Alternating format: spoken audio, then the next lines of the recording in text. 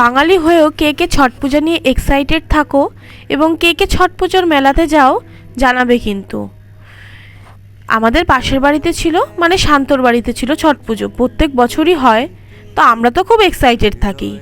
তো আমরা চলে যাচ্ছিলাম ঘাটে, আমি, অরিত্রী আর কাকিমুনি আর ভাই। তো ঘাটে গিয়ে দেখি ছট পুজোর মেলা ভালোই জমে উঠেছে। তারপর দেখা হয়ে গেল ছোট্ট সদস্য ফচর সাথে। ফচ হলো শান্তর নাতি, আমাদের পাশের বাড়ি মম্পিসির ছেলে। মম্পিসির তো অনেক দূরে বিয়ে হয়েছে, বোম্বেতে। তো যাই হোক, ছোটবেলায় যখন ফচ হয়েছিল তখন মম্পিসি ফালাকাটাতেই ছিল অনেক মাস। তো ওর প্রতি মায়াটা এতই বেড়ে যায়, ও যখন চলে যায় তখন প্রচণ্ড খারাপ লাগে। তারপর এতদিন দেখা সাক্ষাৎ নেই, আবার চলে আসে ফালাকাটাতে। কিন্তু বড় হয়ে যায়, আমাদের আর চিনতে পারছিল না। যতই আমাদের দেখছিল ততই যেন কান্নাকাটি করছিল। আমাদেরও খারাপ লাগছিল ও কেন আসছে না, কিন্তু বাচ্চা তো, ও তো আর বোঝে না। তো ওর সাথে আমরা একটু ভাব জমানোর চেষ্টা করছিলাম।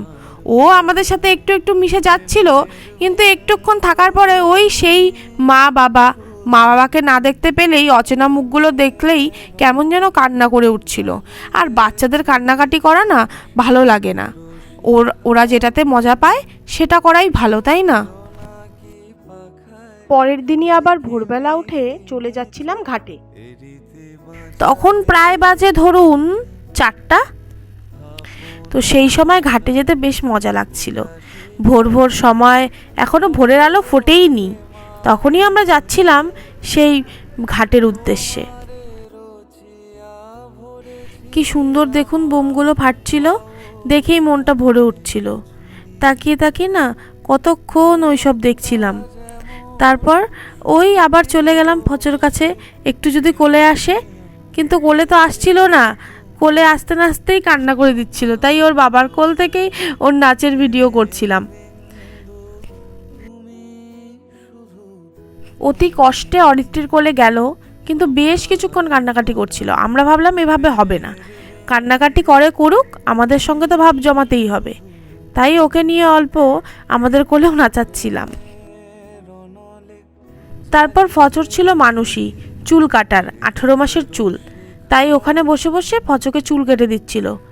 আর সেই যে কান্না, চুল কাটতে কি ও আর চায় এক জায়গায় বসে? ভোরের আলো ফুটতে না ফুটতেই আমরা নেমে গেলাম নদীতে নেমে সূর্যদেবের কাছে প্রার্থনা করছিলাম। তারপর আমি আর অরিত্রী ঠান্ডার মধ্যে জড়সড় হয়েছিলাম। ঠান্ডা লাগছিল বেশ, জানেন তো, ভোর ভোর না, সেই সময়টা একটু ঠান্ডাই লাগে বটে। শান্ত, মা, বুনু, আমি, কথা, সবাই আমরা একসাথে নদীতে নেমে কিছুক্ষণ প্রার্থনা করে নদীর থেকে উঠে আসলাম। তারপর ঠান্ডা জল থেকে ওঠার পর খুবই ঠান্ডা লাগছিল, তাই আমরা খেয়ে নিচ্ছিলাম একটু চা আর বিস্কুট। তারপর আমরা বাড়ি চলে আসলাম। তো এভাবেই আমাদের ছট পুজোটা কাটলো, খুবই মজা এবং আনন্দে। আবারও নিয়ে আসবো নতুন একটি ব্লগ, এভাবেই আমাদের পাশে থাকবেন। Tata, by.